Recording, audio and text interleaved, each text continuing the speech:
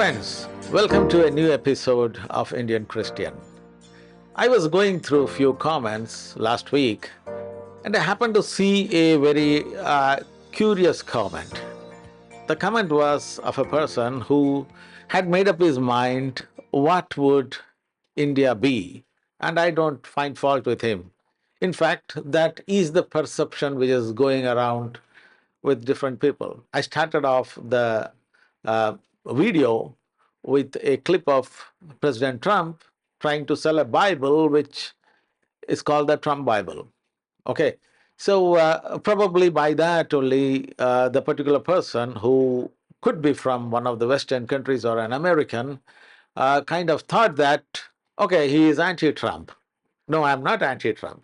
But when I see certain things, I bring it to the forum, irrespective of whether it is Trump or Biden or whoever it is.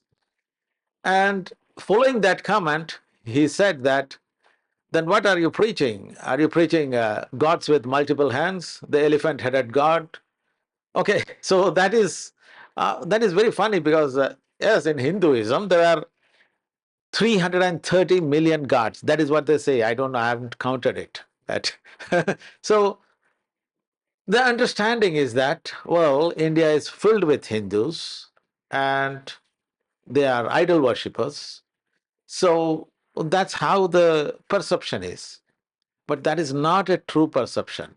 So I think it's important for you to know about India, and not only about India, the entire subcontinent, which we call as Indian subcontinent. And the other countries in the Indian subcontinent are Pakistan, Bangladesh, Sri Lanka, Nepal, Bhutan.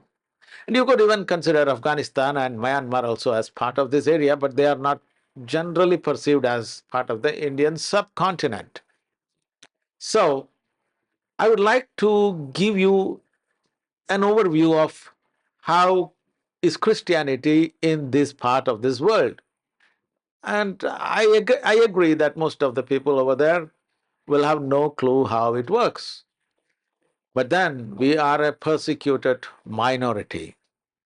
Watch this news item, which came some 2-3 days back, where a Christian man was sentenced to death for in the name of blasphemy law, which has been misused by the Muslims of Pakistan or the Muslim clerics of Pakistan, and has been weaponized against the Christian minority of Pakistan. Watch this clip and then we will continue.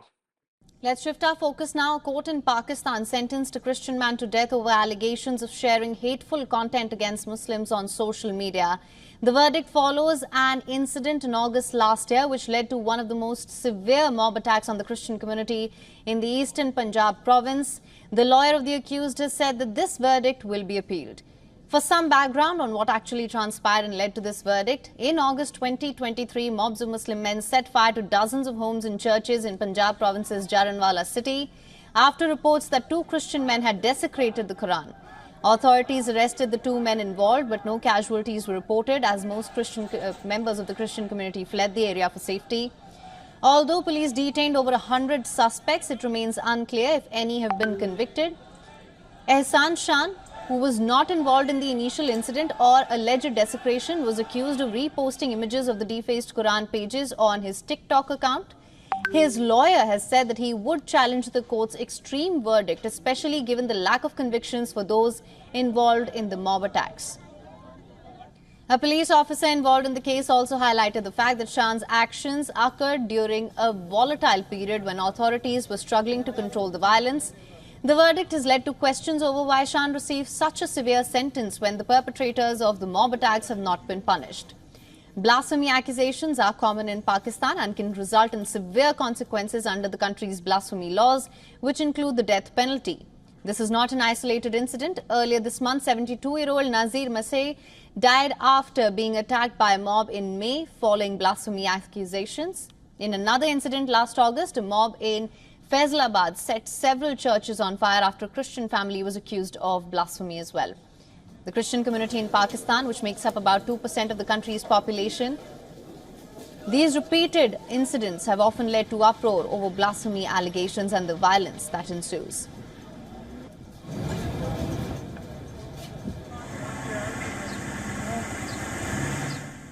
Okay, so you asked about the persecution of Christians in Pakistan. In Pakistan, Christians are just 2% of the entire population. It's 96% Muslims, 2% Hindus, and 2% Christians. Of course, that is a kind of a rough figure. There could be splinter groups around, and I'm not going to concentrate on that. The Pakistani Christians are one of the most persecuted group. But then the Indian Christians are not far behind. We are also persecuted. In India, there are many states which have passed laws called anti-conversion law. This anti-conversion law forbids us from preaching the gospel of Christ to any Hindus. If you go and tell the gospel of Christ to a Hindu, he can listen to it and it's fine, but he cannot convert from his faith unless he goes and legally applies for a change of his religion. That is the law. Not in all Christian, or not in all Indian states, but few of the bigger states in India. Most of the northern states of uh, India have that kind of laws. That is why Christianity has got very less population in the north of India, and in the south of India, we are little more. Population wise, the Christians of India are 2.7 percentage of the entire population. That is from the statistics perspective. But in reality, we are 5% of the population. The reason is that the gospel is spreading fast. People are becoming Christians. People are getting convicted of their sins. They become Christians. But they would not want to go to all those legal hassles and then officially become a Christian. And as per the understanding of certain government officials, when you become a Christian, you are expected to change your name. You put in one of the name of one of those biblical characters and become show to others that okay, you are Christian. But there is really no such mandate in the Christian faith to change your name. You can continue with your name. Why should you want to change your name?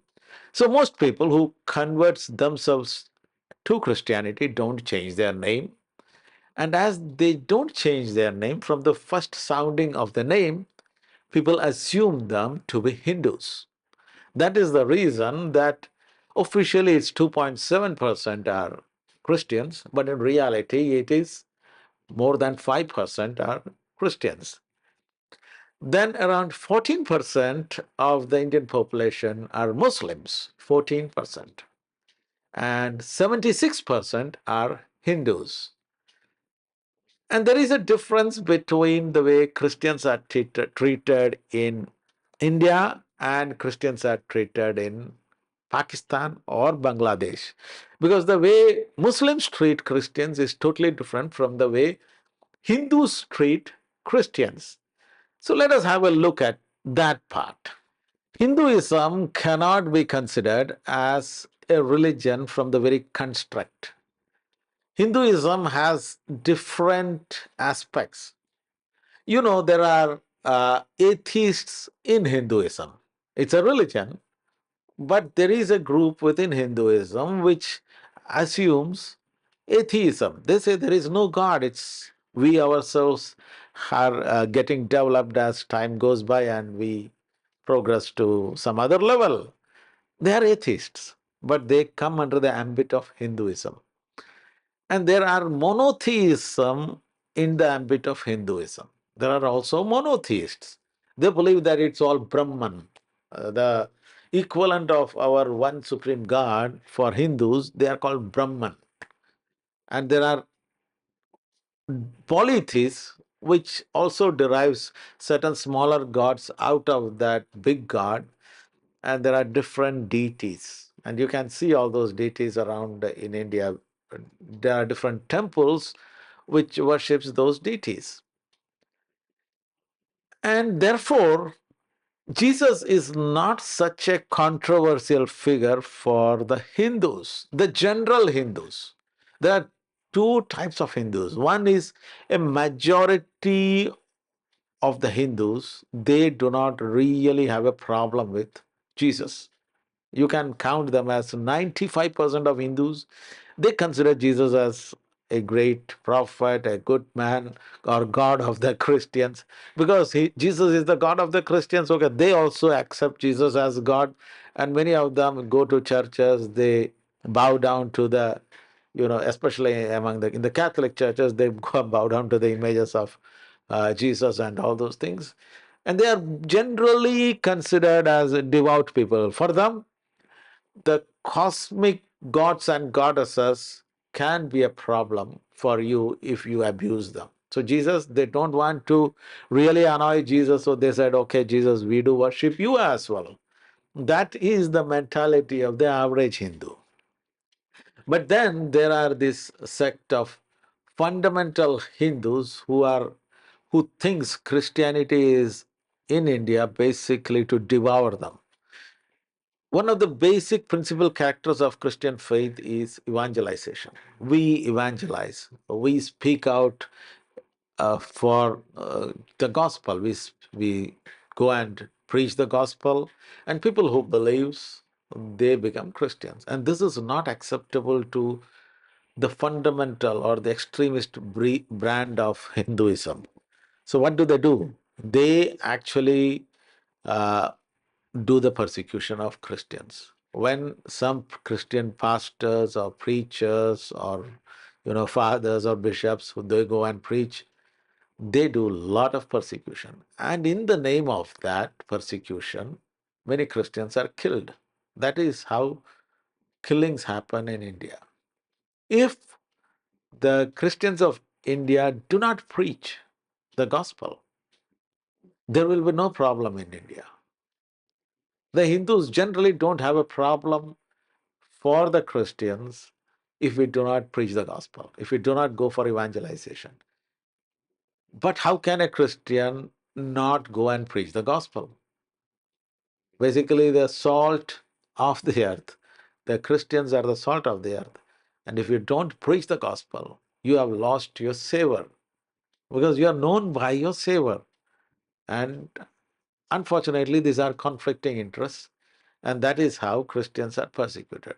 As part of persecution, what happens is that Christian women are raped, Catholic nuns are raped, they are beaten up in the streets, paraded naked, and their heads chopped off. Different kind of attacks happen on Christians. But to a very general, normal Hindu, he will condemn that kind of activities. He thinks that is horrible, it's unacceptable way of behaving with humans. So that is the way Hinduism is structured. So compared to Pakistan or Bangladesh, the life of Christians are better. But we still have lot of persecution faced in the northern states of the land of India. Now let me give you some understanding about the history of Christianity in India. I'm not sure whether how many of you know that India is the land where Christianity reached just few years after the death of our Lord Jesus Christ. The Apostle Thomas came to the southernmost state of India called Kerala in AD 52. AD 52, he came. He came along with the traders because the southernmost part of India is known for spice trade. And that is one reason which attracted the Portuguese, the Dutch, and the British towards India. The spice was a very well known property and very costly thing which they used to export from India to Europe. And via Arabia, Middle East, it used to reach Europe. The other sea route was through circling around entire Africa through Cape of Good Hope. They used to reach the southernmost ports of India. And that is how St. Thomas came with some traders to southernmost ports of India. And that is where the gospel spread. And there are different stories which I cannot really verify what all happened with St. Thomas. But I can just cite you one such story, which I heard from my father and my grandfather, because we are basically the native of southern ports, and that is how we got converted at some point in time. And there are also stories that these traders were basically from Syria. That is why there is a thriving community of Syrian Christians, which yours truly also belong to. I don't know from where the word Syria came, but of course, the Orthodox churches in the southern area, they have the Syriac liturgy of the Antiochian Patriarch, or the Patriarch of Damascus. I don't know whatever too much details. I don't know, but that is how the legend says. So let me tell you what happened when Saint Thomas landed in India. You know, there are different caste systems in India. The castes are divided as Brahmins, Kshatriyas, Vaishyas, and Shudras, and then the untouchables. So there, when he landed, he saw a Brahmin guy who was worshipping the sun god. So how do they worship the sun god? Is when you go to a river or a pond and you do some prayers, and they actually take a little water and throw at the sun, looking at the sun, and say that, "Oh dear sun, accept my worship. I'm worshiping you." That is part of the Hindu um, ancestry or their worship. So Saint Thomas, the newly landed apostle, he was sitting under a tree and he was watching all these things in ancient India. And he saw this Brahman was kind of throwing the water at sun.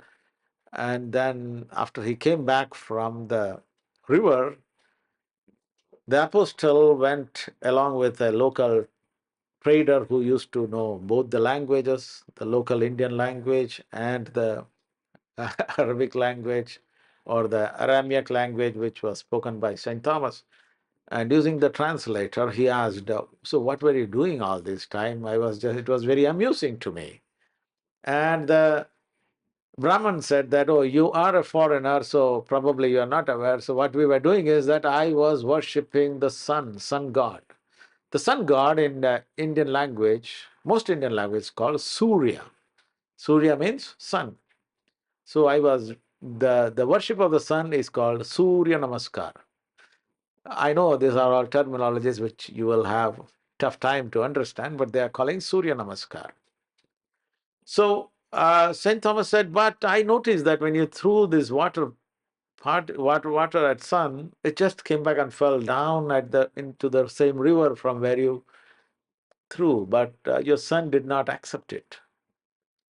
That Brahmin, he was just literally enraged. He said, "What do you expect to happen when I throw it? Obviously, the concept of gravity is there. Obviously, the law of gravity as of Newton was not there, but gravity was obviously there." So he said, "That is what it should happen."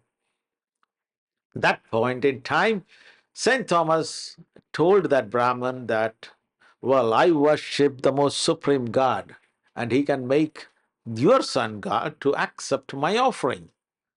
Oh, that's very fantastic. Show me how it works. Then the Saint Thomas, he went into the river, he prayed to God, and he took a bowl, or like that, he did it in his arms, and he threw it at the sun.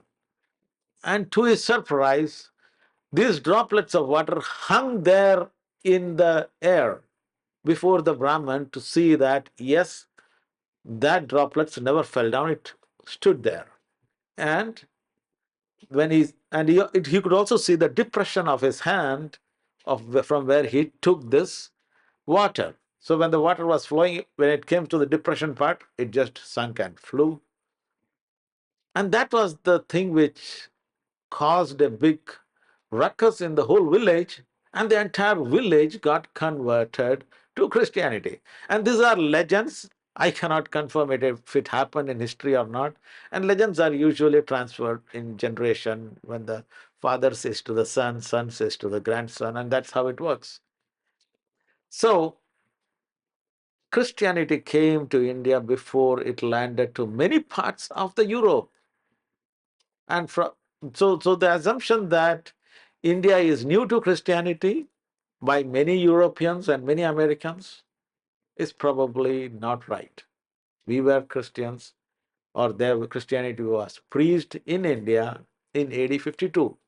And later on, there was another apostle called Bartholomew.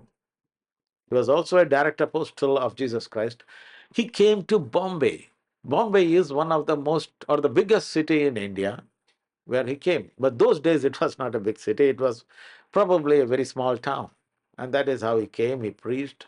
And it says that he left that place in the ship. It was most probably an ongoing journey to somewhere elsewhere.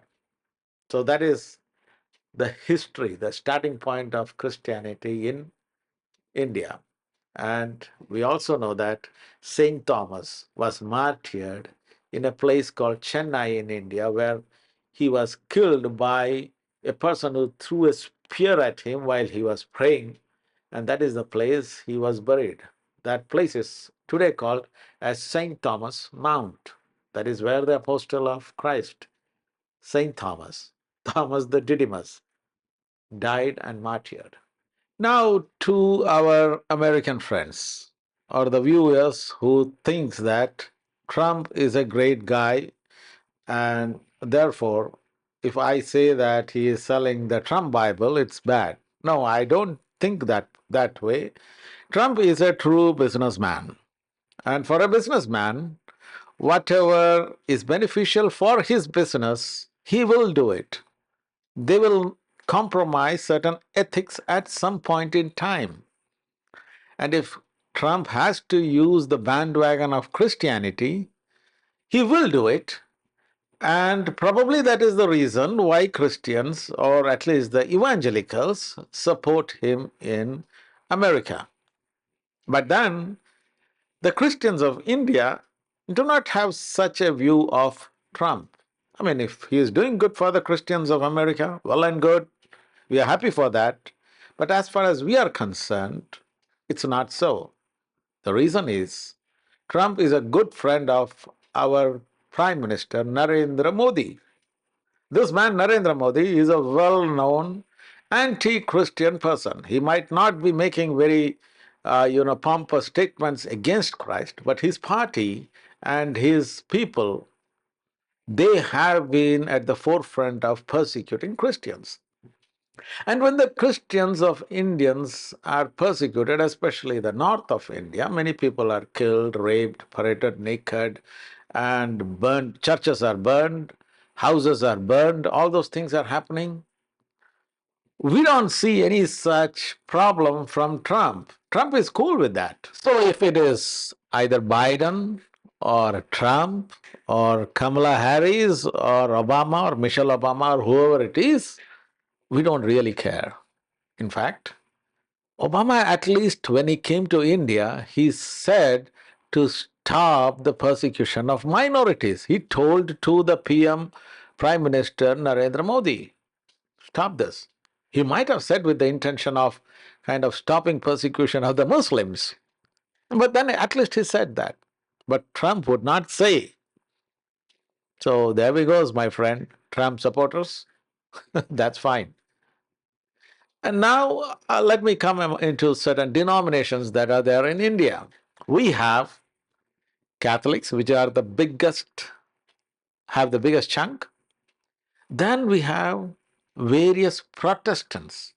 I mean, I think all the Protestant groups in America or Europe have their presence in India. In fact, we have 3 or 4 states which have almost 90% Christians. 3 or 4 of Indian states are 90% of Christians is a big statement, though it's not very well populated like the other states, but that's a huge statement. And we have other churches like the Orthodox Church, which is having a very ancient ancestry. So Catholic, Orthodox, different Protestants, and also homegrown Protestants, which does not have much connection with the America or European churches, but they are homegrown. And they also have their own varieties. And we have imported cults like Jehovah's Witnesses, the SDS, Seventh day Adventists, the Latter day Saints of, that means the Mormons, and many other such weirdos also are there in India. So that is a basic picture of Christianity in India. I hope you like this video, and if you have really liked it and you have not yet subscribed, please go ahead and press the subscribe button. And if you like the video, like that using the thumbs up button, and do share it with your friends and family. And may the good Lord bless you and keep you till we meet again. Bye for now.